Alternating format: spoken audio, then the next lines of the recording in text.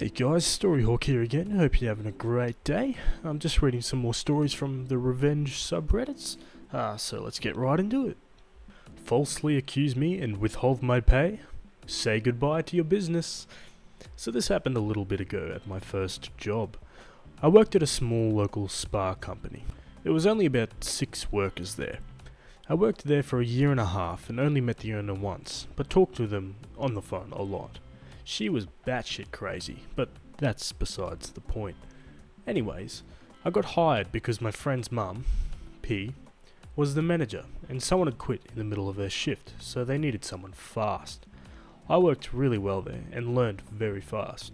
I was very good at the job to the point where after a couple of months, they sent new hires to be trained by me. Turnover here was bad. Despite this, I didn't get a raise or anything. It wasn't a big deal, but it would have been nice. Anyways, I was always a closer. There would be a list of things I had to do after we closed, like vacuum and dust and such. Janitorial things. As months go by, P begins to pick apart things. A string was left on the rug, the candy bowls weren't filled, even though they weren't even half gone, etc. Nothing too big, but they made it seem like I was their mother. Slowly, things started to get worse. Eventually, I was being told that I was not cleaning rooms that I know for a fact I had. Now, I admit that once in a while I would forget to clean something, but I was getting yelled at for things I knew for a fact I cleaned.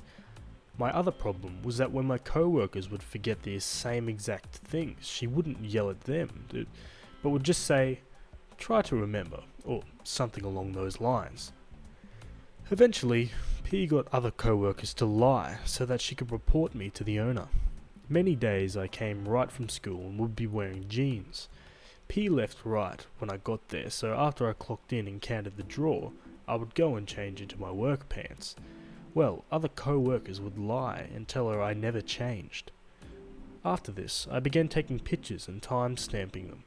This worked for a little while, but then my co-workers would say I changed back into the jeans after the picture. And when it came to cleaning, she would say I didn't clean it well enough, etc. All of these would get turned into the owner, but she wouldn't fire me because they were so desperate for people and no one wanted to work there. I wonder why. Eventually I quit because I had a job for the summer that gave me a lot more hours. In my summer job, I made the same amount of money in 7 weeks that I made in a year at the last place. Right after I left, I learned why P wanted me gone so bad. See, P hired her son, my ex-friend, because he was too lazy to work a job where he couldn't sit around all day. That made me mad, but what also made me mad is that they wouldn't give me my last payment. We were paid in cash. I sent multiple emails and text messages to P and the owner that reminded them and then threatened legal action. Being a high schooler, I don't believe they thought I'd do anything. Or how wrong they were. Well, there were many reasons I was mad about this, and so I decided I'd document every single thing about it in that place. These include 8+ hour work days with no breaks or a lunch, both of which are required in my state. Rats in the basement, ant infestation, fake security cameras, allowing underage drinking, P faking the amount of money we had to pay her son and daughter for under-the-table work, child labour, P's daughter was not old enough to work, not fixing things like building framework, mould, etc., allowing temperatures to go above and below the legal limit. On bad days it was above 100 or below 50 inside. Drug use, P giving themselves a raise even though they'd already made more than everyone else there. Selling client information, P compiling clients for another worker to take them to a new company. Usually not illegal, but the way they went about it was. I don't remember the exact details. Not doing anything about harassment, and not paying workers. See, there'd be days where we didn't have enough money in the drawer, and the owner and or P would be too lazy to go to the bank, so they'd just straight up not pay us. Not only this, but prior to me leaving, I recorded some of the verbal abuse from P. Believe it or not, I even got them to admit to making false write-ups on me. There was more, but I can't remember what else right now. Anyways, I compiled all of this and sent it in an email to OSHA. Shit went down. In the end, both P and the owner were served with some hefty fines, and P's even facing jail time right now for fraud. The owner had to shut down their business and sell it. I don't know if the owner is facing any jail time. I emailed every spa within 50 miles, so the owner, P and some co-workers have been blacklisted from working within an hour of where we're located. I never did receive my last payment. It wasn't worth going to court over, but what came out of it was so much better. Spaghetti Girl. Sell a broken laptop to my kid? Lie to me? Threaten me? As you wish. Hi Reddit. This happened a few years ago on Facebook Marketplace to my dad. I'm the kid. My dad told me this story about 1 week ago when I asked why my birthday present a few years ago disappeared in mysterious ways. Oh boy, was I not prepared for that. Please note, English is not my primary language, but I'll try to clarify anything. Just ask. Lots of backstory.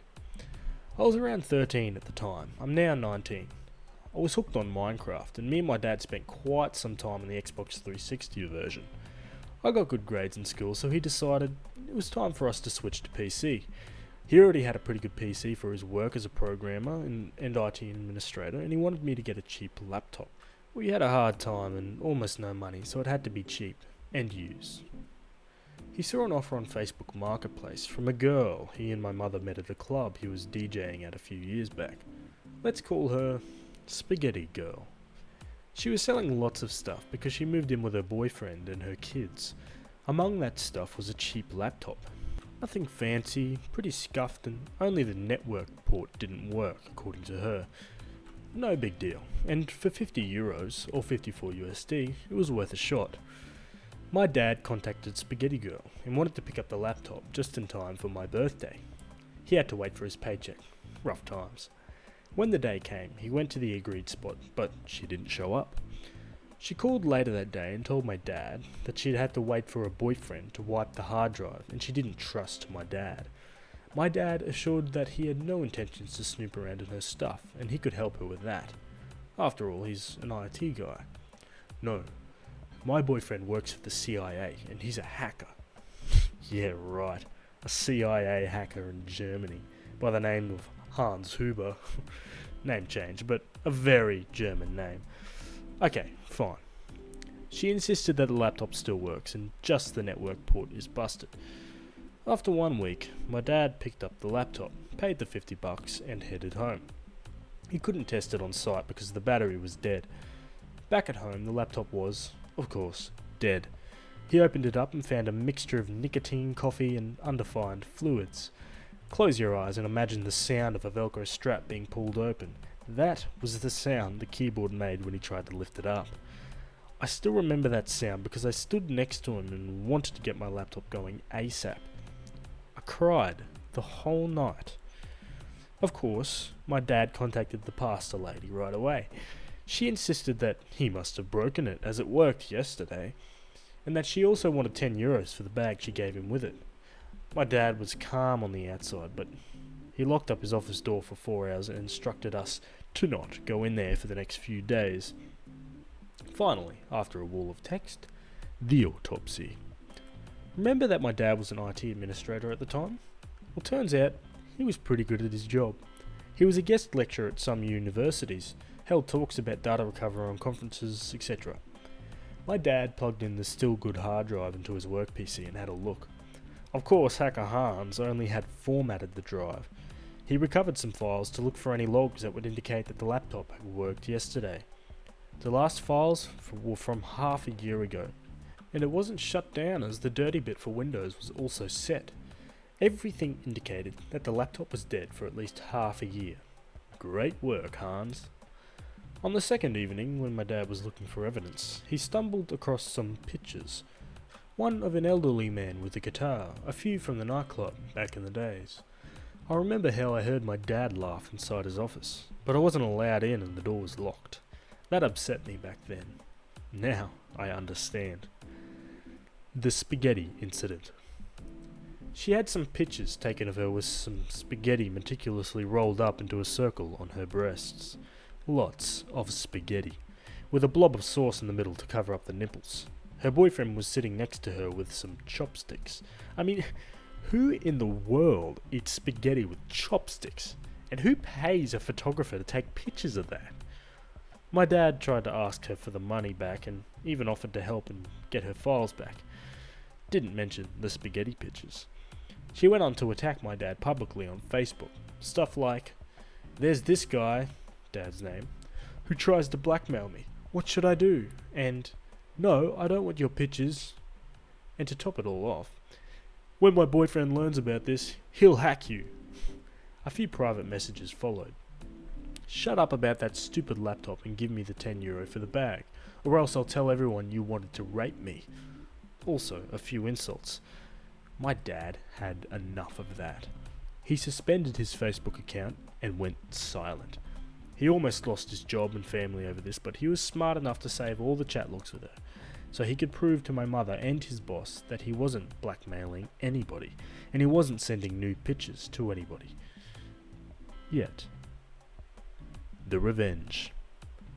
After a few months, my dad had a new Facebook account, and everything was back to normal. He landed a new job, didn't add his boss on Facebook this time, and didn't use his real name. He even joined the old nightclub alumni group on Facebook to connect with a few friends from back in the days. One beautiful day, he finds a new post in the group by Spaghetti Girl, asking everyone for pictures of the good old days, as a thief stole her laptop and tried to blackmail her with deleting the pictures. My dad kindly responded. He had this evil grin on his face when he told me a few days ago. "Oh hey Spaghetti Girl, long time no see. I have quite a lot of pictures from the time. Found them on an old hard drive. Even some of you and your boyfriend at a nice pasta dinner. And a few screenshots with old chat logs. Do you want me to send them to you via PM, or should I just share them here?" "No, just share them here." "As you wish." Hey, there's also good news for her. She also got the pictures of her recently deceased father back, the nice gentleman with the guitar, in 160 by 160 pixels. The fallout. Facebook blew up that day and the weeks after, at least in our little slice of the world. So a few things happened. She was dropped by her friends, they all cut ties with her. Turned out she pulled off a similar thing with a bouncer of that nightclub, got him fired and expelled from their group of friends. He was the creator of said Facebook group. Noodle Bitch and Chopstick Dick were quickly both tagged in all of the pictures by their former friends. Even her cat was tagged on one of the pictures. Her boyfriend, Hans, of 12 years, recognised one of her tattoos that he'd paid for, so the picture had to be taken recently. He recognised the bed she was on, but he wasn't the chopstick-wielding dude in the picture. He was now Han Solo. My dad never really looked that much at the pictures, so he didn't see that Spaghetti Queen had laid out quite a bunch of drugs, weed and pills in a Ziploc bag in the background of her pictures. This minor detail was discovered by the Chopstick Master's current girlfriend, who of course told the police, CPS, Jugendamt in Germany, and both of their parents. Police couldn't do much. Their kids were taken away for a while. I don't know what happened afterwards. A few colleagues of her saw that post. She quit her dream job of being a cashier at Aldi soon after that. She had to move out of Hans's flat. She moved across the country, if her new Facebook account is to be believed. She used the name of her cat. I know I'm being a spiteful prick over this, but I think she got what she deserved. And $50.